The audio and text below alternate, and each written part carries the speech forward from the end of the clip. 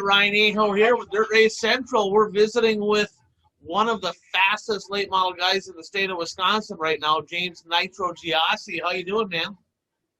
Pretty good. How are you? Doing great. Well, the GT Express was 1-2 again at Cedar Lake at the Legendary, you and Glenn's. And, man, you guys been flip-flopping back and forth all year. You win, he wins. And but it's got to feel pretty good for both of you guys to run up front. Seems like you guys are pretty good buds.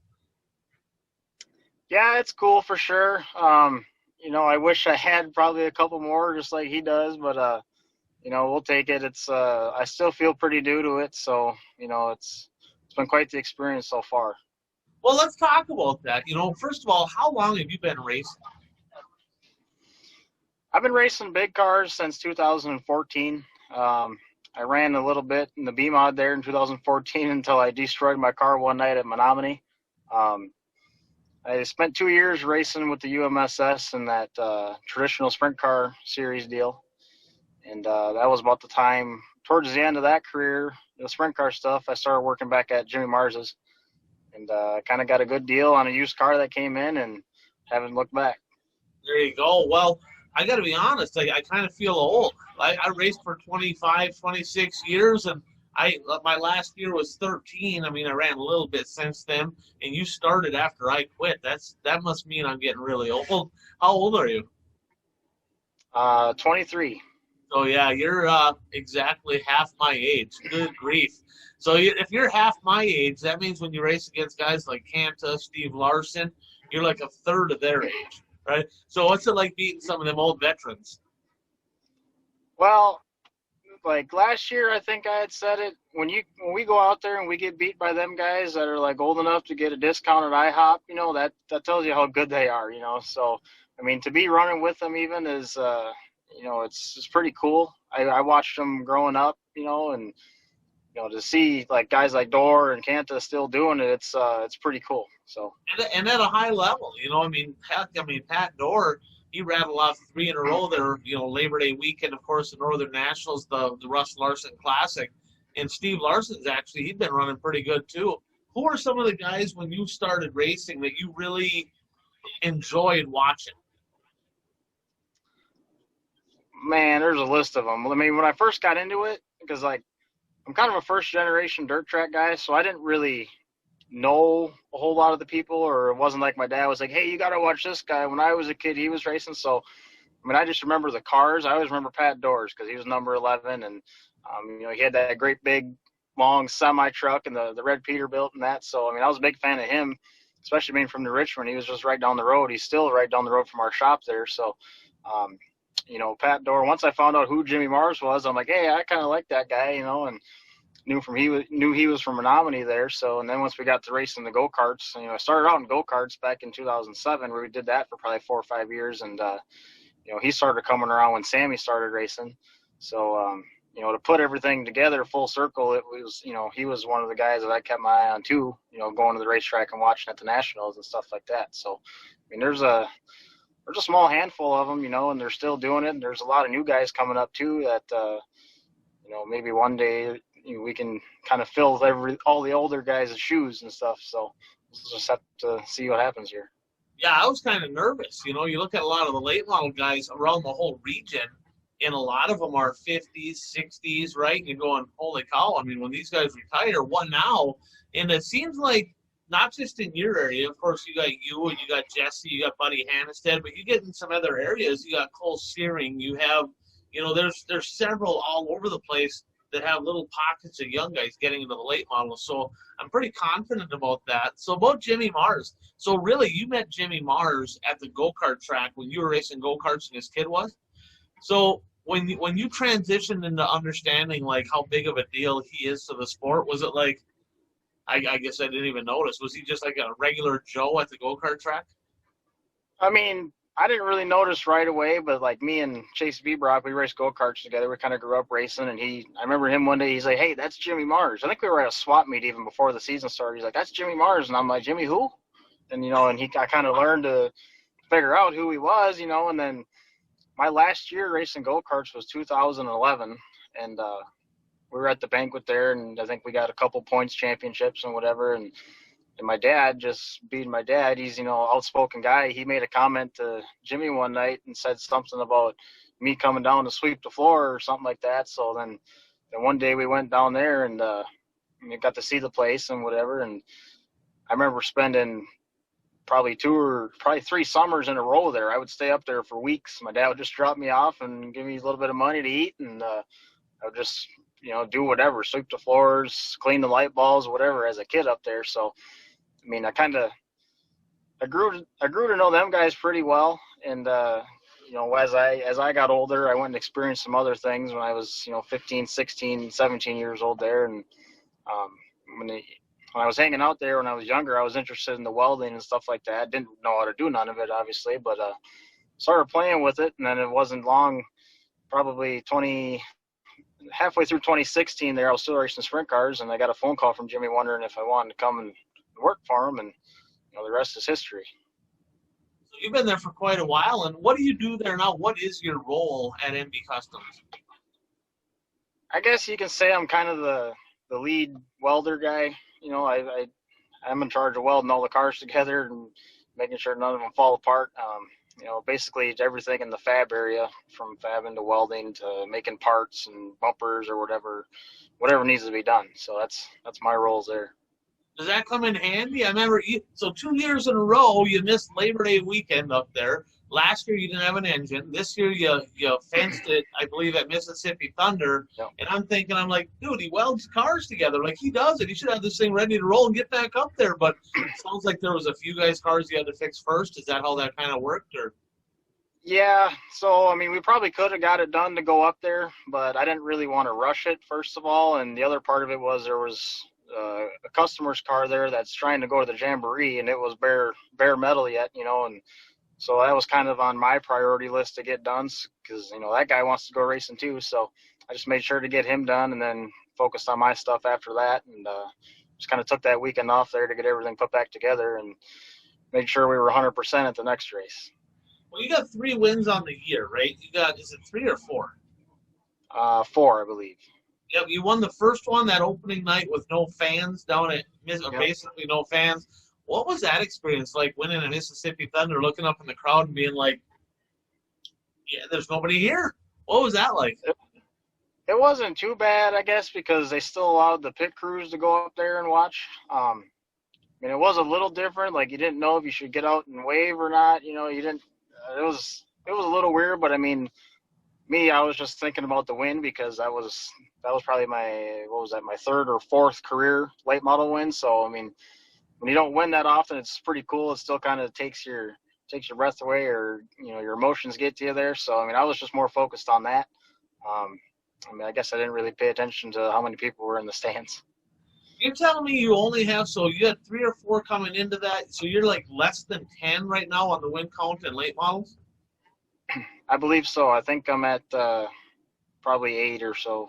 8. And you've been you run up front all the time. I mean, obviously you don't run a ton of shows, but the fact is, I mean, I never would have guessed that. I figured you've been like 20 or so right now, but so you're knocking on the door making that happen. Now, you also won one part of the Twin 25s, right? Yep. And then you do you have 1 or 2 at Cedar Lake?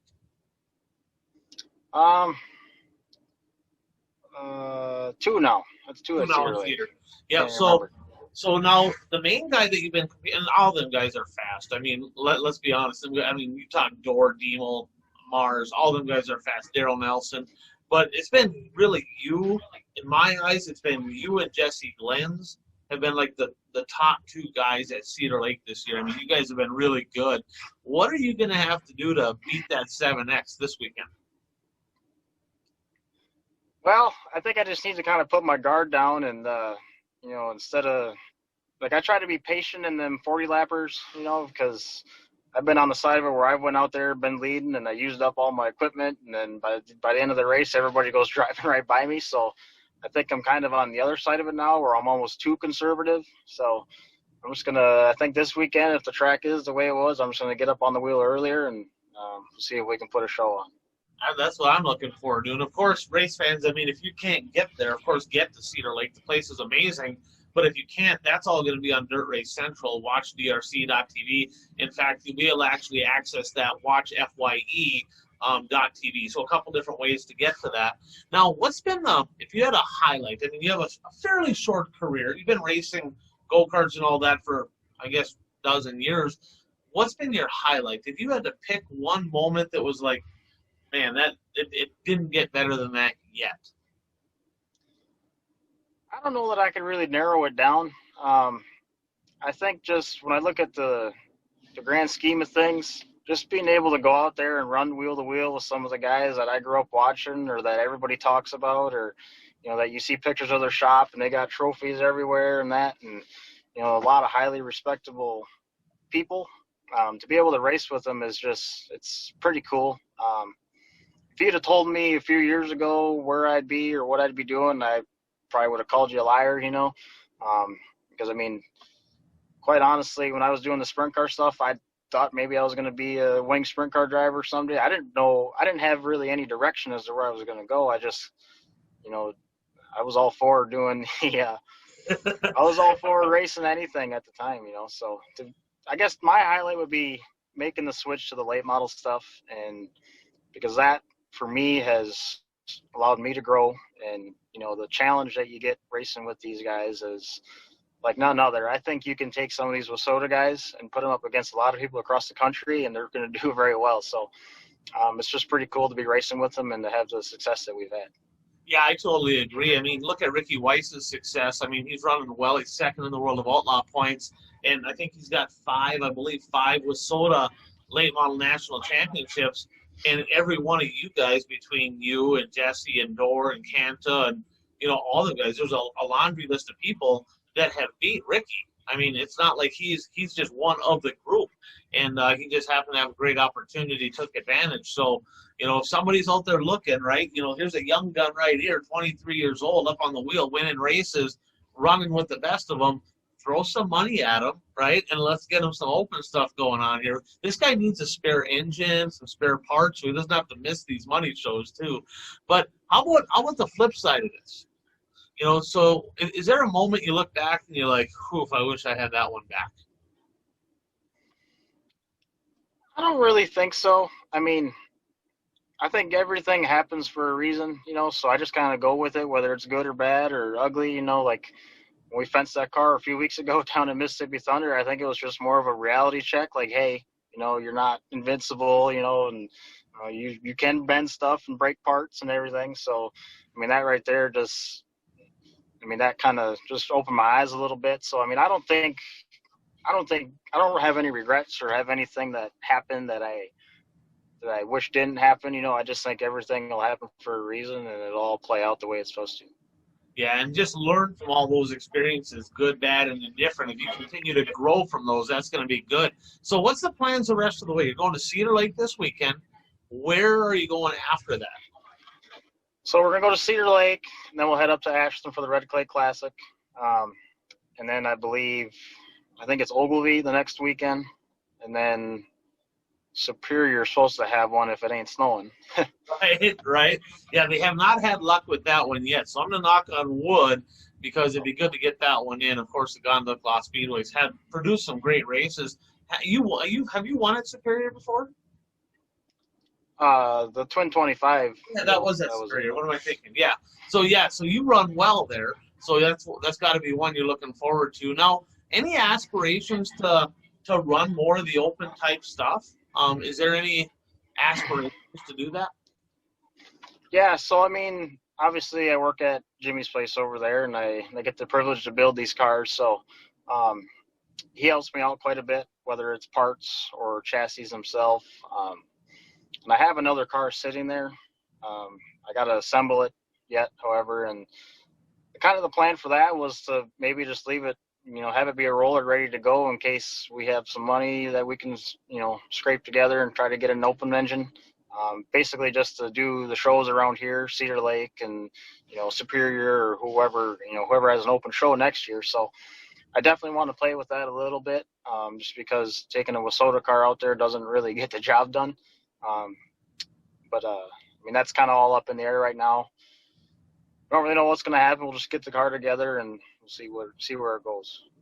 Well, let me ask you this. You're in the know. You're racing at a high level. You're around Mars and the whole clan over there. You take the legendary 100. There was, 18, 19 late models there, somewhere in that neighborhood. And Cedar Lake in our area has been the mecca of late model racing in our region. That's been the place. So you look at that and it's like, man, why are the car counts down? Do you think there needs to be maybe an adjustment in the rules package, maybe more towards the Dirt Kings type deal or something like that? Do you think that would be good, bad, and different? What do you think needs to change to kind of build that car count back up? I think it kind of depends on what seat you sit in. From an engine builder's perspective, not every engine builder is going to want to build an open motor, kind of like them guys got over there. I don't really know. It's kind of hard saying. For me, it'd be nice to have a car that's universal, and have a set of rules that are maybe universal from one series to the next. That'll definitely help.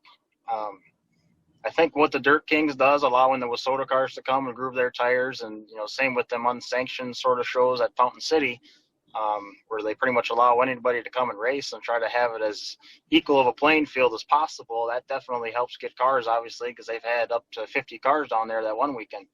It would be cool to see something happen. I would hate to see, some engine builders go out of business or something because of, they can't produce what, Pro Power's doing and, whoever else, does the open engine type stuff. So it's kind of hard saying there. Yeah, you're exactly right. The engine builders in our area have supported racing and a lot of racers for a long time, so we don't want to kind of push them off to the side. Right. But I'm sure that they're all capable. You take a guy, who built your stuff? Tim Ludwigson.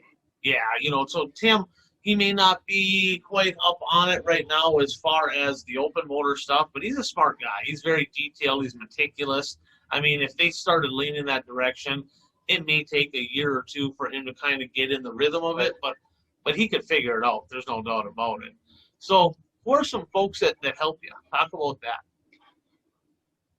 Well, I got to start with my core group. My dad, he helps out quite a bit. It's, me and him are kind of in this deal, together. So he's there at the shop, when he needs to be, and at the racetrack. And for the first time, I think for both my dad and I and ever, we actually have a crew guy, a pretty dedicated guy, Danny. That guy busts his butt. He'll work 70 hours at his day job, and he'll come to the racetrack on the weekends, and he'll work some Saturdays too. So he'll be gone Saturday morning working, then he'll come back to the racetrack. So, his help there allows me to focus on other things, which I think is why we've had better results this year, to be honest with you, because it takes every little bit to be on top of, what the racetrack's doing or what kind of changes you should make. So when you can get the other stuff kind of out of the way, that definitely helps. My girlfriend Kaylee, if I don't mention her, she'll probably wring my neck when I get home. But she's there quite a bit, supporting me. And then if I don't do too good, she'll ask me what the hell happened. And then you got my sponsors, which I got to start with Greg Parent. I'm sure you know him, GRP Motorsports. That guy. He sponsored me too. So he sponsors everybody. I swear, if you go to a racetrack in the Midwest, he sponsors at least one car there. That guy, he's got a big heart, and we had engine troubles this year, and he stepped up quite a bit and helped us get another one, which is in production as we speak. He's been there from sprint car days to, that's how I met him, because he's a big sprint car guy, and met him there in the sprint car, and he's just stuck with us ever since. So I got to thank him for sure. A couple local sponsors in town, GTK Services.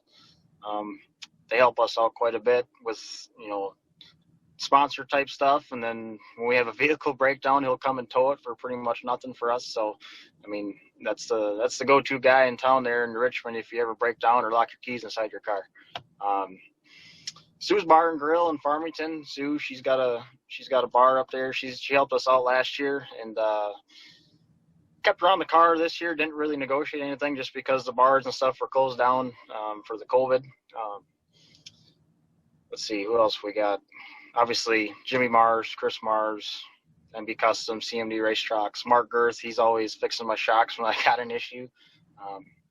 Matt Bowl, Liquid Nitro Energy Drink, QualityFreightRate.com. That's kind of his babies there. Kaiser Wheels also, he helps us out get some Kaiser wheels on the car. Who else do we got? Tim's Automotive Machine. Obviously, he built a good piece. We've been running good with the one we got now, so hopefully we'll keep that going, and it's still pulling. Man, I'm pretty bad at this. If I was Brandon Shepard, I'd just be like Dan Austin, Joel Valvoline, but I ain't got it all figured out yet.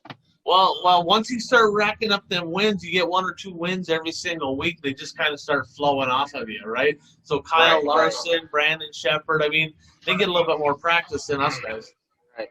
Yeah, for sure. So there's a pile of them, and there's a lot of people that ain't on the car that help us out. You know, we have some fans that help us out too. We had a pair of fans bring us a big old barn fan and a awning after the World of Outlaw show at Cedar Lake when it was about 110 degrees with humidity. So there's a lot of people that support us, and you know, the people that buy our T-shirts and hats and whatever. It all goes back into what we're trying to do. So I mean, every little bit helps for sure.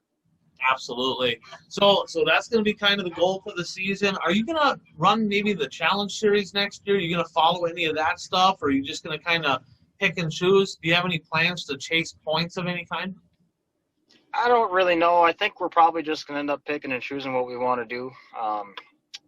Points racing for us, pretty much our whole racing career, no matter where we've been, has been, it's almost takes the fun out of it because, I mean, maybe you have a bad run one night and it kind of screws you, or, I mean, there's like an extra added stress there that I don't really like to deal with normally. I'm more of a, hey, we can go here this weekend or here this weekend, and then you figure out which one makes more sense for fun-wise and economically too. So, I mean, if we do, we might. I'm not saying we won't, but I can't say for sure what exactly we're going to do. We're just going to kind of wing it for now, and whatever happens, happens. Well, you hit the nail on the head. I mean, you look at which one's going to be more fun to go to, and then obviously, you know, which pays better, which economically makes sense. But that's kind of the deal with the points deal sometimes, is that added pressure kind of takes the fun out of it a little bit. I mean, it can be fun if you're winning, but if you have a bad night, it's not a good deal. So with that said, Cedar Lake Speedway this weekend, and looking to basically, I mean, you're due. I mean, Glenn's won it last time, so obviously you're going to win it this time, right? That's just kind of how it works. We'll go with it. Yeah, I'm with you there. We'll run with that. So Giossi, if you're watching this, I'm sorry, man. I picked you. I think I probably messed up because it's his turn. But gloves are off. Right, gloves are off, and you're not going to no conservative, up on the wheel, high side hustling, whatever it takes to get to the front. I'm looking forward to watching you. I'm going to be over at Casino for the weekend, but I'll be watching on Dirt Race Central. So race fans, watch DRC.TV Friday and Saturday live from the Cedar Lake Speedway.